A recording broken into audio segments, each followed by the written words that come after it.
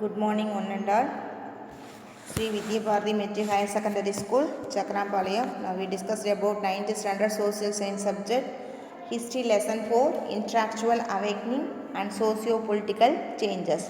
What are the learning objectives of this lesson? To understand the transition of society from 6th century to 2nd century, to familiarize ourselves with the essence of new religious faith, Buddhism, Jainism and Advaita in India, Zoroastrianism in Persia, Confucianism and Taoism in China, to become aware of the circumstances that led to the formation of the states with a focus of Magadha Emperor, to understand the socio-political changes of the pre-Mauryan and Mauryan states. 9ஆம் வகுப்பு சமூக அறிவியல் பாடத்தில் வரலாறுல 4வது பாடம் அறிவியல் வளர்ச்சியும் சமூக அரசியல் மாற்றங்களும் சொல்லுவோம். கற்றலுடைய நோக்கம் கிமு 6வது நூற்றாண்டிலிருந்து 2வது நூற்றாண்டு வரை ஏற்பட்ட சமூக மாற்றம் பற்றி தெரிஞ்சுக்க போகிறோம். இந்தியாவுடைய புத்தம், சமணம், ஆசிவகம், பாரசீகத்துடைய ஜெராசிசம், சீனாவுடைய கம்யூனிசம், தாவோசம் ஆகிய தத்துவங்களுடைய சாரத்தை பற்றி தெரிஞ்சுக்க போகிறோம். அரசுகள் உருவாகிறதுக்கு இட்டு சென்ற சூழல்கள் குறித்து கற்றல், குறிப்பாக மகத பேரரசை பற்றி தெரிஞ்சுக்க போகிறோம். அடுத்தது மௌரியர் காலத்துக்கு முன்னாடியும் மௌரியர் கால ஆட்சியிலும் நிகழ்ந்த சமூக அரசியல் மாற்றங்களை பற்றி தெரிஞ்சுக்க போகிறோம். ஓகேவா? Now introduction of this lesson. A new civilization began to develop in northern India with the revival of trade and urbanization during the 6th century BC. கிமு 6வது நூற்றாண்டில், அதை பொது ஆண்டுக்கு முன் 6ஆம் நூற்றாண்டில் வணிகமும் நகரமயமாகுதலும் மீட்டுருவாக்கம் பெற்று வர இந்தியாவில் ஒரு புதிய நாகரிகம் அப்படிங்கிறது வளர்ச்சி பெற காரணமாக அமைஞ்சது. In this period of major political and social changes in north India, Buddha and Mahavira were born. Okay, முக்கியமான சமூக அரசியல் மாற்றங்கள் நிகழ்ந்த இந்த காலகட்டத்தில் தான் புத்தரும் மகாவீரரும் தோன்றுனாங்க அப்படின்னு சொல்லி நாம் சொல்லலாம். ஓகேவா? இந்த century following their death, Buddhism and Jainism took root as major religions in India. அவர்களுடைய மறைவுக்கு பின்னாடி நூற்றாண்டில் புத்தம் மற்றும் சமண கோட்பாடுகள் இந்தியாவில் முக்கியமான சமயங்களாக பரவுச்சு. This means that new religious orders were coming up with many followers, propagating new beliefs and philosophies. புதிய நம்பிக்கைகளும் தத்துவங்களும் தாங்கி அவற்றை பின்பற்றும் பெரும் எண்ணிக்கையிலான ஆதரவாளர்கள், எழுச்சிமிக்க சமய கோட்பாடுகள் இதெல்லாம் பரவுச்சு. Similarly, Zoroastrianism in Persia and Confucianism and Taoism in China became popular during this period. இந்த காலகட்டத்தில் தான் புத்த சமண சமயங்கள் போலவே பாரசீகத்தில் ஜொராஸ்ட்ரிசமும் சீனாவில் கான்ஃபியூசியமும் தாவோசமும் தோன்றுச்சு அப்படின்னு சொல்லுவோம். ஓகேவா? நெக்ஸ்ட், ரிலீஜியன் இன் த 16th century BC. ஓகே, அதாவது 6வது நூற்றாண்டில் மதம் அப்படின்னு சொல்லுவோம். The new civilization that emerged in the new iron age had certain common features. புதிய இரும்பு காலத்தில் உருவான புதிய நாகரிகங்களுக்குன்னு சொல்லிட்டு சில குறிப்பிட்ட பொது கூறுகள் அப்படிங்கிறது காணப்படுது. They were characteristics by the proliferations of new craft, growing of long distance trade, building of cities and towns, rise of universalities, religions and evaluations of a code of conduct. புதிய கைத்தொழில்கள், தொலைதூர வர்த்தக வளர்ச்சி, சிறு நகரங்கள் உருவாகுதல், உலகளாவிய மதங்களுடைய தோற்றம், நன்னடத்தை விதிகள் உருவாகுதல், இதெல்லாம் பொது பண்புகள் அல்லது பொது குணங்கள் அப்படின்னு சொல்லுவோம்.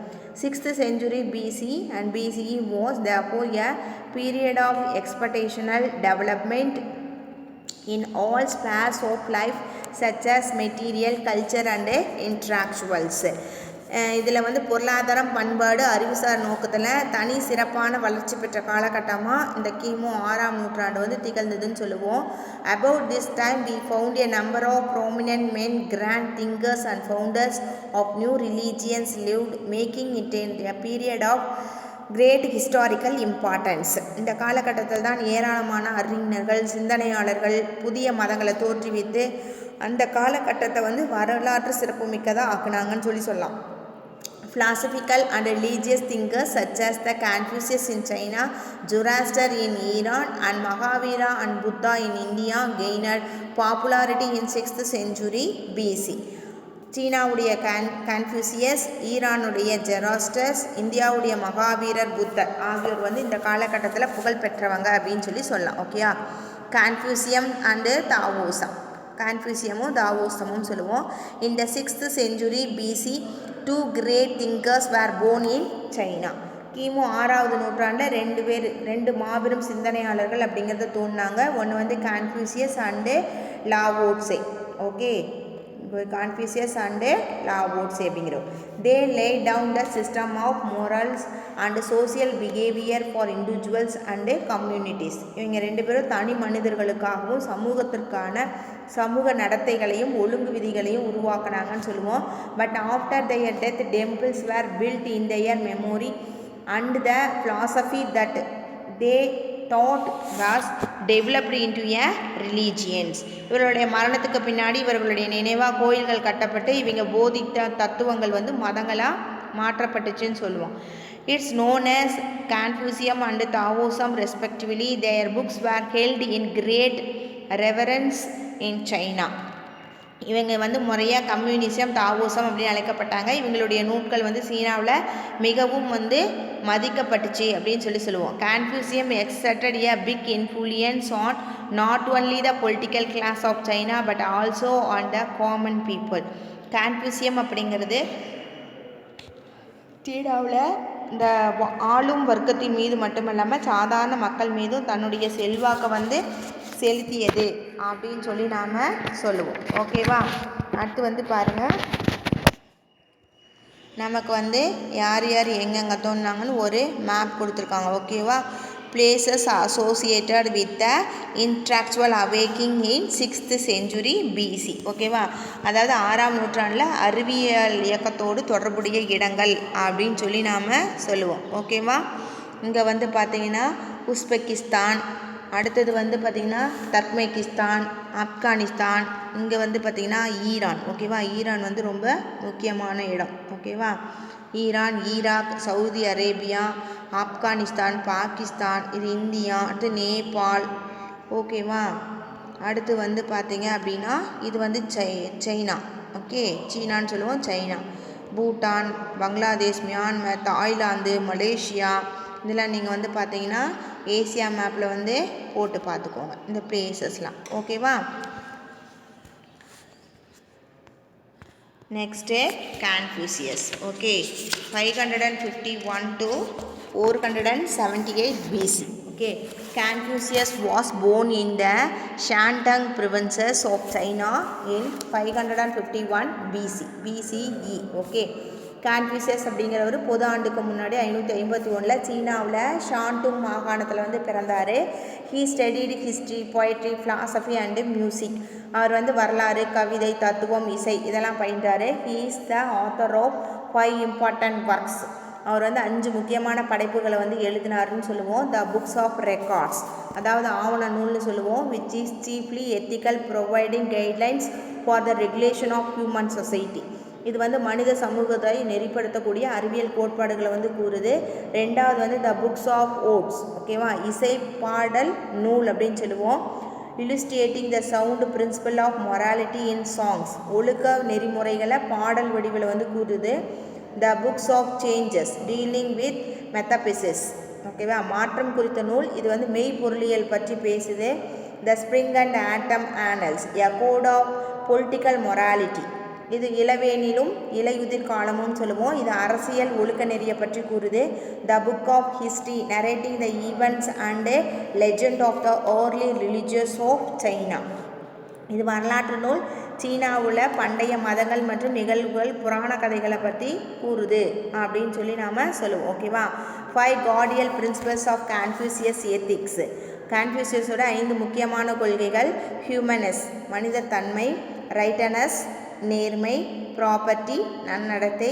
விஸ்டம், மெய் அறிவு. ட்ரூத் வர்த்தினஸ், நம்பக தன்மை. Confucius said that wisdom growing from this family and that the foundation of society in the disciplined individuals in orderly family, in an orderly family. அதான் மெய்யறிவு அப்படிங்கிறது குடும்பத்திலிருந்து தான் வளரும் அப்படின்னு சொல்லி கன்ஃபூசியஸ் சொல்லியிருக்காரு. ஒரு ஒழுக்கமான குடும்பத்துடைய கட்டுப்பாடு மிக்க தனிநபர் தான் சமூகத்துடைய அடித்தளம் அப்படின்னு சொல்லி சொல்கிறார். ஓகேவா? The superior man according to him is not merely intelligent or scholarly but his character should be exemplary. அதாவது அவரை பொறுத்தவரை மேன்மையான மனிதர் அப்படிங்கிறவர் வெறும் அறிவாளியாகவோ அறிஞராகவோ மட்டும் இல்லாமல் முன்மாதிரியான நடத்தை கொண்டவராக இருக்க வேணும் அப்படின்னு சொல்லி சொல்கிறார். The superior man of Confucius possesses 3 virtuals: intelligence, courage and goodwill. Confucius மேன்மையான மனிதர் அப்படின்னு யாரை சொல்கிறாருன்னா புத்திசாலித்தனம், துணிச்சல், நல்லெண்ணம், அந்த 3 பண்புகளையும் கொண்டவர் தான் மேன்மையான மனிதர் அப்படின்னு சொல்லி சொல்கிறாரு. தோ Confucius insisted on children obeying parents and wife or husband, he also clearly proposed that when the command is wrong, a son should resist his father and a minister should resist the prince. Okay, அதாவது குழந்தைகள் பெற்றோருக்கு கீழ்ப்படியணும், மனைவி கணவனுக்கு கீழ்ப்படியணும் அப்படின்னு கான்ஃபியஸ் வலியுறுத்தினாலும் உத்தரவு தவறென்றால் ஒரு மகன் தனது தந்தையை எதிர்க்க வேண்டும், ஒரு அமைச்சர் அரசரை எதிர்க்கணும் அப்படின்னு சொல்லி தெளிவாக முன்மொழிகிறார் அப்படின்னு சொல்லலாம். When asked about the government, he said that there are 3 requisites for it. There should be sufficiency of food, sufficiency of military equipments and confidence of the people in their role. அதை குறித்து அவரிடம் கேட்டபோது ஒரு அரசுக்கு 3 விஷயங்கள் ரொம்ப முக்கியமானது. நாட்டில் போதுமான உணவு இருக்கணும், போதுமான இராணுவ தளவாடங்கள் இருக்கணும், மக்களுக்கு தம் ஆட்சியாளர் மீது நம்பிக்கை அப்படிங்கிறது இருக்கணும் அப்படின்னு சொல்லி சொன்னார். ஓகேவா? அடுத்தது தாவோசம். Lao-Tse, the greatest of the three Confucius philosophers, was 53 years older than Confucius. கான்ஃபியூசிய காலகட்டத்துக்கு முந்தைய தத்துவ ஞானிகளை தலை சேர்ந்தவர் லாவோட்ஸே அப்படின்னு சொல்லுவோம். இவர் கான்ஃபியூசியஸை விட 53 வயசு மூத்தவர் அப்படின்னு சொல்லுவோம். Laozi was born in 604 BC. Laozi அப்படிங்கிறவர் கிமு 604 பிறந்தார். Disgusted with the intrigues of the politicians and the prevailing corruption of his time, he left China to live in a peaceful abode. அந்த காலகட்டத்தில் அரசியல்வாதிகளுடைய முறைகேடு, ஊழல்கள் ஆகியவற்றெல்லாம் மனம் வெறுத்து அவர் நாட்டை விட்டு வெளியேறி ஒரு உறைவிடத்தில் அமைதியாக வாழ்ந்தார் அப்படின்னு சொல்லுவோம். லாவோட்ஸே wrote a book in 2 parts running in a 500 words. 5000 சொற்கள் கொண்ட ஒரு நூலை 2 பாகங்களாக எழுதினார். He then disappeared from the place and no one knew where he died. பின்னாடி அவர் அந்த இடத்துலேருந்து அகன்று போயிட்டார். அவர் எங்கே போனார், எங்கே இறந்தார் அப்படிங்கிற எந்த நியூஸும் தெரியாது.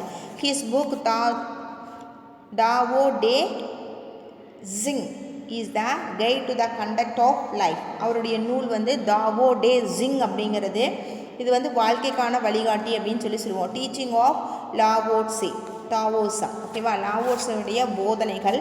The cause of human unhappiness in the world is human selfishness. Selfishness creates unlimited human desires which can never be satisfied.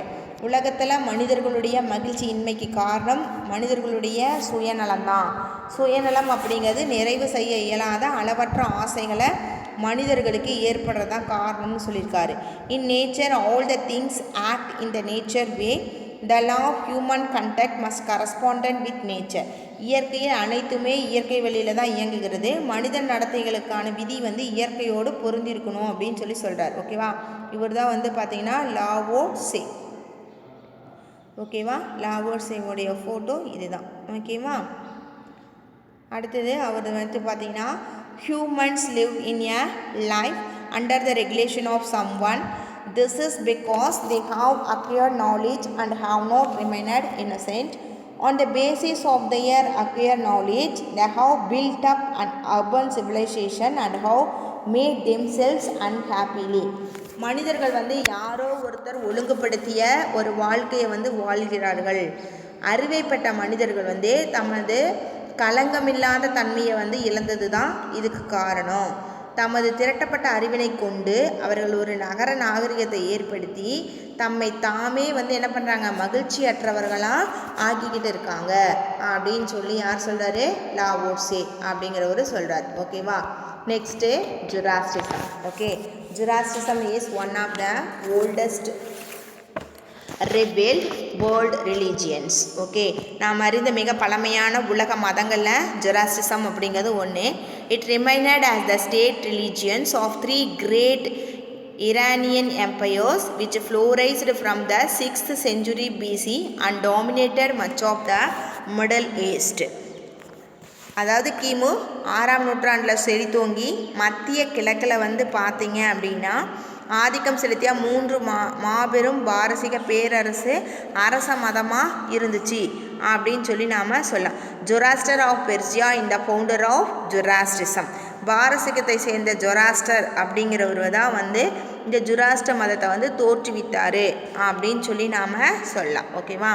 Zoroaster was pained to find his people worshipping primitive deities. He rebelled against it and proclaimed to the world that there is one God, Ahura Mazda, the Lord of Light. அவர் வந்து மக்கள் வந்து மிக பழங்காலத்துக்கு கடவுள்களை வணங்குவது கண்டு வேதனை உற்று அதுக்கு எதிராக ஒரு கிளர்ச்சி பண்ணார். அவர் வந்து ஒளி கடவுளான அசுரமஸ்தா அப்படிங்கிறது தான் உலகத்தில் ஒரே கடவுள் அப்படின்னு சொல்லி பிரகடனம் அப்படிங்கிறத செஞ்சார். சரியா? The holy book of Zoroastrian is Zend Avesta. ஜொராஸ்டர்களுடைய புனித நூல் வந்து ஜென்ட் அவஸ்தா அப்படின்னு சொல்லுவோம். It is a collection of sacred literature of different effects containing religious hymns, invocations, prayers, confessions, laws, myths and sacred reminiscence. இது வந்து பல்வேறு காட்டங்களில் புனித இலக்கியங்களான பிரார்த்தனை பாடல்கள், வேண்டுதல்கள், சட்டங்கள், புராணங்கள், புனித கதைகள் இதனுடைய தொகுப்பு அப்படின்னு சொல்லுவோம். The doctrines of rituals of the Zoroastrian have much similarity to those of the Vedas. ஜொராஸ்ட்ரிய தத்துவங்களும் சடங்குகளும் வேதங்களில் சொல்லப்படக்கூடிய தத்துவங்கள் அந்த சடங்குகளை வந்து ஒத்து காணப்படுது அப்படின்னு சொல்லலாம். ஓகேவா? Next teaching. Zoroaster thought that the great object of religion, state or society is the cultivation of morality. ஒரு மதம் அல்லது ஒரு அரசு அல்லது ஒரு சமூகத்துடைய முதன்மையான நோக்கம் ஒழுக்கத்தை வந்து வளர்த்தெடுப்பது தான் அப்படின்னு சொல்லி ஜொராஸ்டர் அப்படிங்கிறவர் போதிச்சிருக்காரு. The highest religious conception is purity of thought, word and deed. அதாவது எண்ணம், சொல், செயல் அனைத்திலும் புனிதமாக இருப்பது தான் உயரிய மத கோட்பாடு அப்படின்னு சொல்லியிருக்காரு. He asserted that Ahura Mazda has 7 qualities. One is light, next one is good mind, right, domination, pity, well-being and immorality. Okay, அதாவது அசுர மஸ்தாவிடம் ஒளி, மனம், நன்மை, அரசாட்சி, பக்தி, ஆரோக்கியம், இரவாத்தன்மை இந்த 7 தன்மைகள் இருக்கணும்னு சொல்கிறாங்க. Ahura Mazda is omniscient, knowing everything, omnipotent, all powerful and omnipresent, is everywhere. Okay, Ahura Mazda அப்படிங்கிறது அனைத்தும் அறிந்தவர், சகல சக்தியும் கொண்டவர், எங்கும் நிறைந்திருப்பவர் அப்படின்னு சொல்லலாம். In Zoroastrianism sacrificing and imaging worship are discarded. இதில் வந்து பார்த்திங்கன்னா ஜொராஸ்ட்ரிய மதத்தில் பழி, உருவ வழிபாடு இதெல்லாம் வந்து கிடையாது. Charity was made an essential part of religion and service to the poor was particularly emphasized.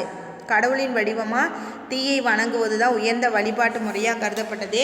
தானம் செய்வதும் ஏழைகளுக்கு சேவை செய்கிறதுக்கும் அதிகமான முக்கியத்துவம் அப்படிங்கிறது தரப்பட்டுச்சு. ஓகேவா?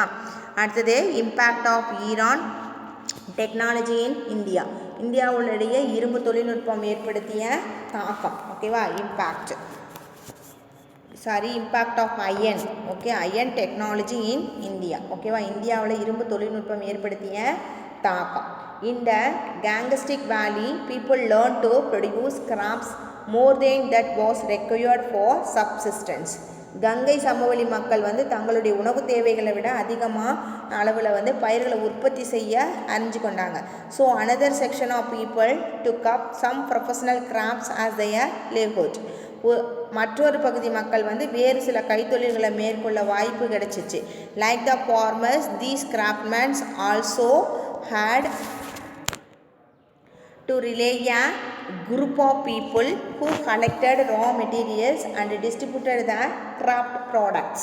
விவசாயிகளைப் போலவே இந்த கைவினை கலைஞர்களும் தமக்கு மூலப்பொருட்களை சேகரித்து தரவும் தனது உற்பத்தியை விநியோகிக்கவும் சிலரை நம்பி இருக்க ஆரம்பிச்சுது. Early urbanisation happened in 2 ways. ஆரம்ப கட்ட நகரமயமாக்கல் வந்து 2 விதத்தில் நடந்தது. One was the result of some villages specialising in black smithy, pottery, carpentry, cloth weaving and the like. ஒன்று வந்து கிராமங்கள் இரும்பு தொழில், மட்பாண்டங்கள் செய்தல், மரவேலை தொழில், நெசவு தொழில் போன்றவற்றை ஈடுபடுவதன் மூலமாக நிகழ்ந்தது. The other was an account of congregations of the specialized craftsmen in village close to where the raw materials were available and where markets were present. இன்னொன்று கிராமங்களின் தனித்தன்மை கொண்ட கைவினை குறிஞர்கள் வந்து மூலப்பொருட்கள் கிடைக்கும் இடத்துக்கு அருகில் இருந்தவாறு சந்தைகளை இணைத்ததன் மூலமாகவும் நடந்துச்சு.